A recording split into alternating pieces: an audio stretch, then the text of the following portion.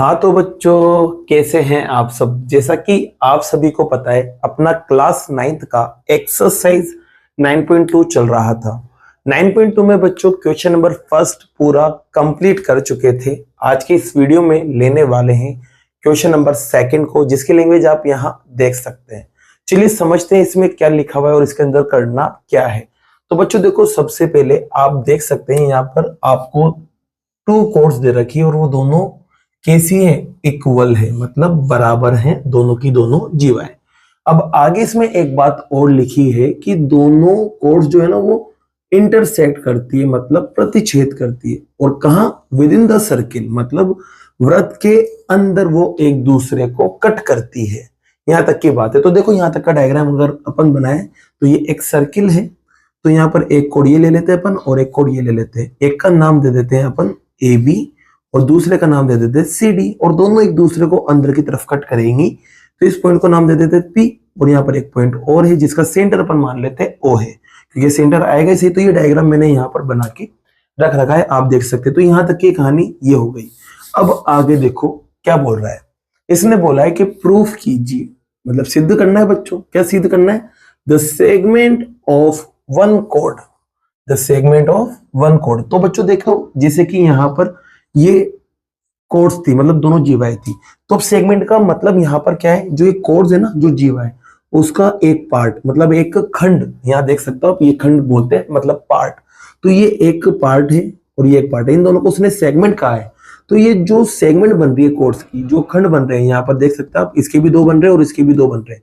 तो इन खंड के लिए उसने क्या कहा है कि ये इक्वल होंगे, और इक्वल भी होंगे कैसे? करस्पॉन्डिंग, मतलब संगत खंड जो है वो बराबर होना चाहिए। अब करस्पॉन्डिंग का मतलब क्या होगा? एक ही तरफ वाले, जैसे कि इधर वाला टुकड़ा इधर वाले के बराबर होना चाहिए और इधर वाला इधर वाले के बराबर होना चाहिए। तो आपको कुल मिला के क्या लाना है कि ये वाला पार्ट और ये वाला पार्ट आपस में बराबर आ जाए, और ये वाला पार्ट और ये वाला पार्ट भी आपस में बराबर आ जाए। तो यहाँ पर अपन को एक पॉइंट की जरूरत पड़ेगी, जिसको मैं नाम दे देता हूं पी। आप जो मन चाहे वो नाम दो, जी के एल एम, जो आपका मन दे दो। तो मैंने यह नाम दिया पी। ठीक है बच्चों, तो ये कहानी में लिख देता हूं पहले तो, कि एक सर्किल है जिसका सेंटर ओ है और इसके अंदर दो कोड हैं, वो भी आपस में बराबर हैं और एक दूसरे को कट कर रही है अंदर की तरफ। तो देखो, ये लिख दिया मैंने, let two equal chords of a circle are A B and C D intersect with the circle with centre O. Hindi में क्या लिखोगे? माना दो बराबर जीवाएं ए बी व सी डी एक दूसरे को वृत्त के अंदर प्रतिच्छेद करती है, जिसका केंद्र ओ है। इतनी सी लाइन लिख देना बच्चों, ये अपन के पास आ गया। और इसका मतलब अपन को क्या पता है? यहाँ पर अपन को पता है कि ए बी जो है वो बराबर है किसके? सी डी के। इसको इक्वेशन फर्स्ट दे दो बच्चों, आगे काम आएंगी। ये अपन को दे रखा है। अब देखो लाना क्या है उसको लिख लेते हैं। तो ये लिखेंगे टू प्रूव, मतलब सिद्ध करना है। क्या प्रूव करना है बच्चों? एक ही तरफ वाले बराबर होना चाहिए। तो बीपी बराबर होगा डीपी के और एपी बराबर होगा सीपी के। ये आपको लेके आना है। तो अपन कह सकते हैं बच्चों यहाँ पर, जैसे कि सीपी जो है वो बराबर आएगा बच्चों किसके? एपी के। एक तो अपन को ये लाना है, तो कह सकते हैं सीपी बराबर आ जाए एपी के। इसके अलावा बच्चों बीपी बराबर आ जाए डीपी के, ये भी आपको लेके आना है। तो दो चीजें लेके आना था बच्चों यहाँ पर, आपको बीपी बराबर आ जाए डीपी के, ये आपको लेके आना है। देख सकते हैं आप यहाँ पर। अब देखो बच्चों, ये तो आपको लाना है। तो इसको लाने के लिए क्या करेंगे? ये जो आपका सेंटर है ना, जो केंद्र है, यहां से मैं इस पे परपेंडिकुलर डालता हूं सामने वाली लाइंस पर, क्योंकि मेरे को एक लॉजिक याद है जो कि मैंने आपको वीडियो स्टार्ट हुई थी, जब ये चैप्टर एक्सरसाइज स्टार्ट हुई थी तब बताया था, अभी बताने वाला हूं आपको। तो पहले मैं यहाँ परपेंडिकुलर डाल लेता हूँ, मतलब 90 डिग्री बना लेता हूँ, दोनों पर एक एक लंब बना लेता हूँ। जैसे कि यहाँ पर भी बनाया, यहाँ पर भी बनाया, कहीं ना कहीं कट करेंगे। इसको नाम दे देता हूं एम और इसको नाम दे देता हूं एन। तो पहले इस बात को मैं लिख लेता हूं। और जब भी डायग्राम में करेक्शन किया जाता है तो उसे कंस्ट्रक्शन के अंदर लिखा जाता है, मतलब रचना डाल के लिखा जाता है। और क्या लिखेंगे बच्चों इसमें? अपन ड्रॉ परपेंडिकुलर। परपेंडिकुलर का नाम है ओ एम। किस पे बना? ओ एम ए बी पर। तो लिखेंगे draw O M perpendicular to A B. और इसके अलावा बच्चों ओ एन भी परपेंडिकुलर बनाया, मतलब लंब बनाया, किस पर? सी डी पर। तो अपन कह देंगे ओ एम परपेंडिकुलर है, मतलब लंब है किस पर? सी डी पर। तो आप क्या लिखोगे बच्चों, यहाँ पर ओ एन आएगा, सॉरी बच्चों क्या आएगा, O N, O N C D पर परपेंडिकुलर है। तो हिंदी में क्या लिखोगे बच्चों, ओ एम लंबवत ए बी व ओ एन लंबवत सी डी खींचा, इतना सा लिख देना। अब बच्चों आपको कहानी याद होगी, जो मैं लॉजिक की बात कर रहा था वो ये थी कि जैसे कि कोई सर्किल है, ये इसमें कोड है मतलब जीवा, ये इसका सेंटर है, यहां से जब इस पे 90 बनाते हो तो ये 90 वाली लाइन है ना, इसका बाइसेक्ट कर देती है, मतलब समद्विभाजित कर देती है। तो ये दोनों पार्ट्स आपस में क्या होते हैं, इक्वल होते हैं। तो यहां पर आप कह सकते हैं कि जब ये परपेंडिकुलर बना होगा ना, तो ये वाला पार्ट और ये वाला पार्ट आपस में बराबर होगा, और बी एम ए एम भी आपस में क्या होगा, बराबर होगा। तो इस कहानी को भी लिख लेते हैं बच्चों, यहां पर आप क्या जानते हैं, लिखेंगे we know that perpendicular through the center, perpendicular through the center to chord bisect the chord। Hindi में क्या लिखोगे बच्चों, केंद्र से जीवा पर डाला गया लंब जीवा को समद्विभाजित करता है, ये आप यहां लिख लेना। तो इसका मतलब जैसे बच्चों ये 90 डिग्री वाली लाइन बनी ना, तो इस पॉइंट ने, एम ने, सिर्फ आप एम को देखो यहाँ पर, जैसे कि इसमें तो एम है यहाँ पर और इसमें नीचे की तरफ एन है, तो एन के इधर वाला पार्ट और इधर वाला पार्ट बराबर होगा, और एम के इधर वाला पार्ट बराबर होगा, क्योंकि ये दोनों टुकड़े आपस में बराबर हो जाएंगे। तो इन पार्ट को भी लिख लेते हैं। तो आप कहेंगे बच्चों यहाँ पर कि यार सी एन बराबर होगा डी एन के, एक तो ये आ जाएगा आपके पास, तो लिखेंगे यहाँ सी एन बराबर डी एन। ये आपके पास कौन सी पहली इक्वेशन आ गई, तो दूसरी दे देंगे। ऐसे ही बच्चों ए एम बराबर होगा बी एम के, तो ये भी लिख लेते हैं यहाँ पर अपन, ए एम बराबर होगा बी एम के। ये तीसरी इक्वेशन आपके पास आ गई। ठीक है बच्चों, यहां तक की बात आपको समझ में आ गई होगी।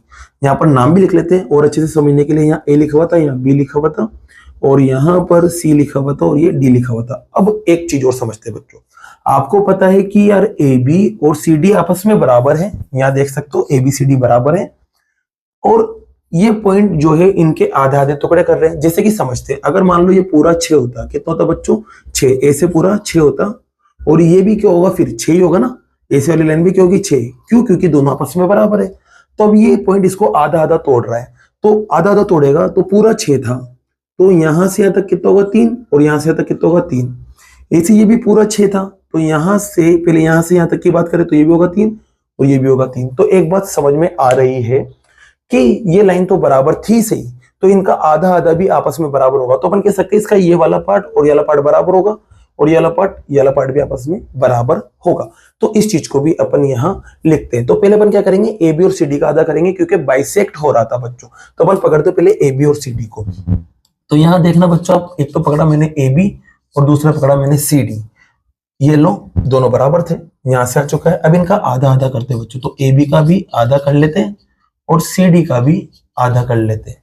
अब ए बी का आधा देख सकते हैं बच्चों, ये ए बी पूरा था, ए बी का आधा आप बी एम भी ले सकते हैं और ए एम भी ले सकते हैं, क्योंकि दोनों ही बराबर है। देखो आप यहाँ पर बी एम और एम दोनों बराबर है। इसी सी डी का आधा डी एम भी ले सकते हैं और सी एन भी ले सकते हैं, दोनों ही बराबर है, यहाँ देख सकते हो आप। तो मैं यहाँ पर उधर वाले पार्ट लेना चाहता हूँ, ये वाले बाहर वाले, तो मैं ए बी का आधा तो बी एम लेना चाहता हूँ और सी डी का आधा डी एन लेना चाहता हूँ, क्योंकि जल्दी काम हो जाएगा अपन का। तो ए बी का आधा यहाँ लेते हैं अपन बी एम, और सी डी का आधा अपन लेंगे यहाँ पर डी एन।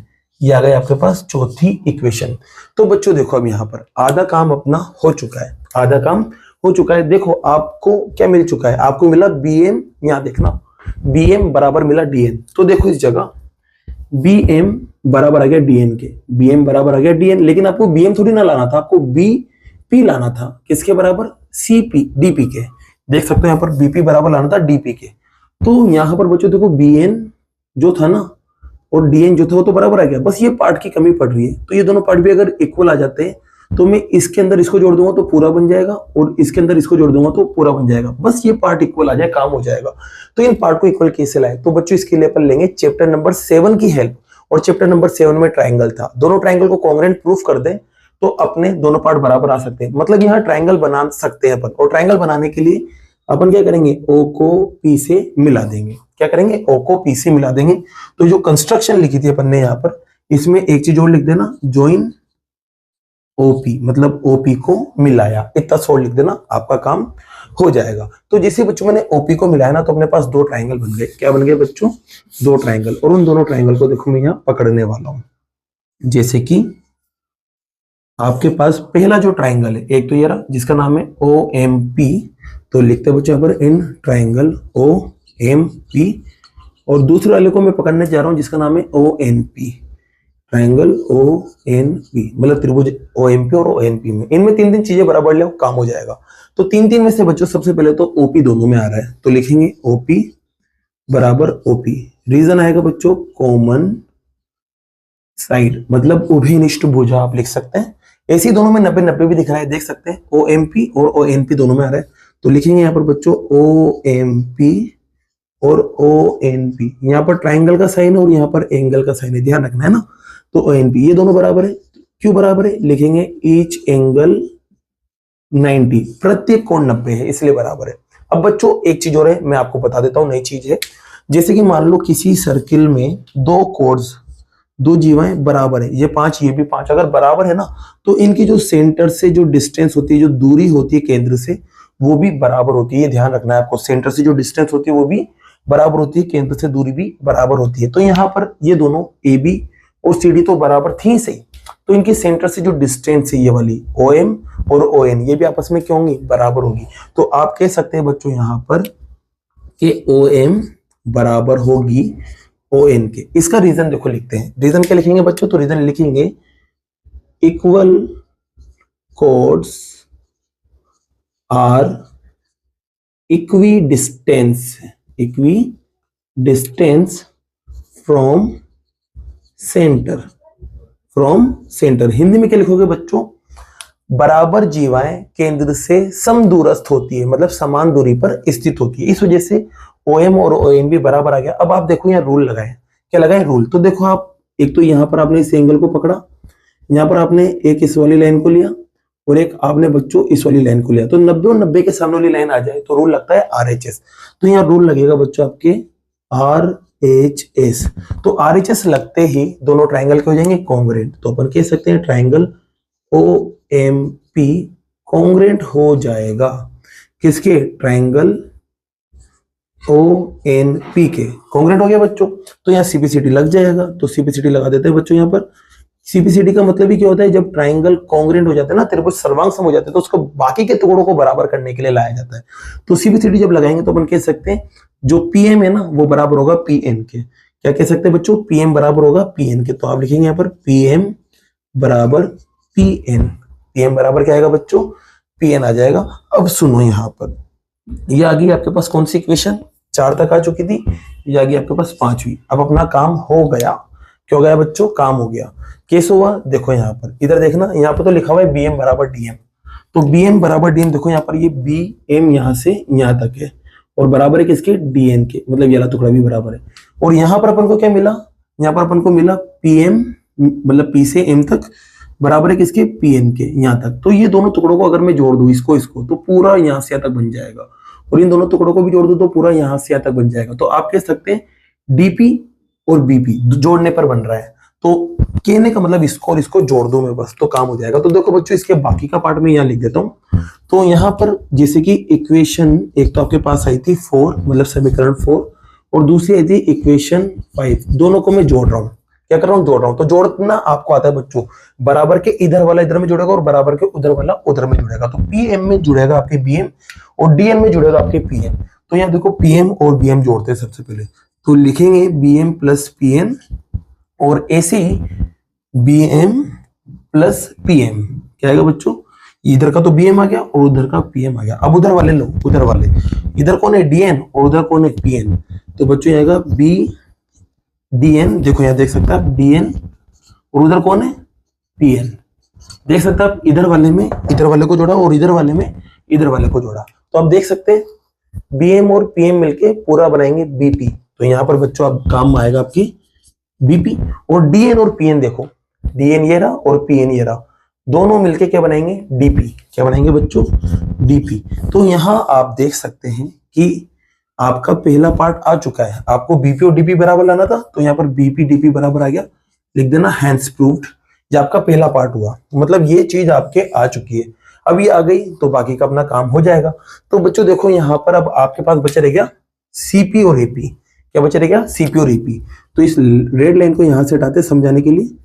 अब देखो बच्चों बड़ी लाइन बनाते हैं। क्या बनाते हैं? बड़ी लाइन। तो आप देखोगे बीपी मतलब यहां से यहां तक और यहां से यहां तक आपस में बराबर है। क्या है? बराबर है। अब एक बात देखो बच्चों, क्या यार ए बी भी तो बराबर था। किसके? सी डी के।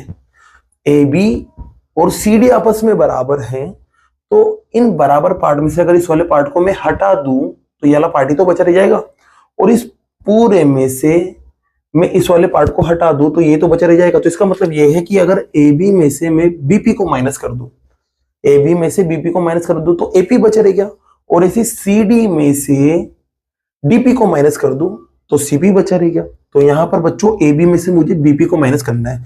बीपी आपके पास यहां बैठा हुआ है, इसको इक्वेशन देना पड़ेगी, मतलब इसको इक्वेशन 6 दे देते हैं। तो बीपी तो यहां बैठा हुआ है और ए बी कहां बैठा हुआ है? ए बी यहां बैठा हुआ है। तो ए बी में से बीपी को माइनस करना है, इसका मतलब पहली और दूसरी इक्वेशन को आपको माइनस करना है। तो इस पार्ट को बच्चों मैं यहां लिख देता हूं क्योंकि जगह नहीं है अपने पास। तो आप क्या करोगे बच्चों? इक्वेशन, क्या करोगे बच्चों? इक्वेशन फर्स्ट में से मतलब समीकरण 1 में से माइनस करोगे इक्वेशन 6 को, मतलब समीकरण 6 को आप माइनस करोगे। आपको पता है फिर से माइनस कैसे करना है? इधर वाले में से इधर वाला, मतलब बराबर के इधर वाले में से इधर वाला माइनस होगा तो ए बी और बीपी माइनस हो जाएगा बच्चों। क्या होगा? ए बी और बीपी। तो आप देखोगे ए बी और बीपी को माइनस करते हैं और बराबर का साइन, अब उधर वाले पार्ट लेंगे तो सी डी में से डीपी माइनस हो जाएगा, सी डी में से डीपी माइनस हो जाएगा। अब आप देखो ए बी में से बीपी गया, ए बी यहां से यहां तक था ए बी, इसमें से बीपी को हटा दो, इस वाली लाइन को पूरी को हटा दो तो ये वाला टुकड़ा बच रह जाएगा जिसका नाम होगा एपी। क्या होगा बच्चों? नाम एपी। तो यहां लिखेंगे आप एपी। इसी देखो सीडी में से डीपी गया, सीडी पूरा ये था और डीपी यहां से यहां तक था, इसको हटा दो तो बचा रह जाएगा सीपी। तो यहाँ पर ये लिख देंगे अपन सीपी। तो आप देखो दूसरा पार्ट आपको क्या लाना था? एपी और सीपी बराबर आना चाहिए, तो एपी सीपी बराबर आ गया। तो ये क्वेश्चन भी आपका क्या हुआ? कंप्लीट हुआ। तो इसी के साथ बच्चों ये आपका क्वेश्चन नंबर 2 क्या होता है? कंप्लीट होता है। अगर ये क्वेश्चन आपको समझ आया हो बच्चों और ये वीडियो पसंद आई हो तो वीडियो को लाइक कीजिए और चैनल को सब्सक्राइब कीजिए। Thank you so much.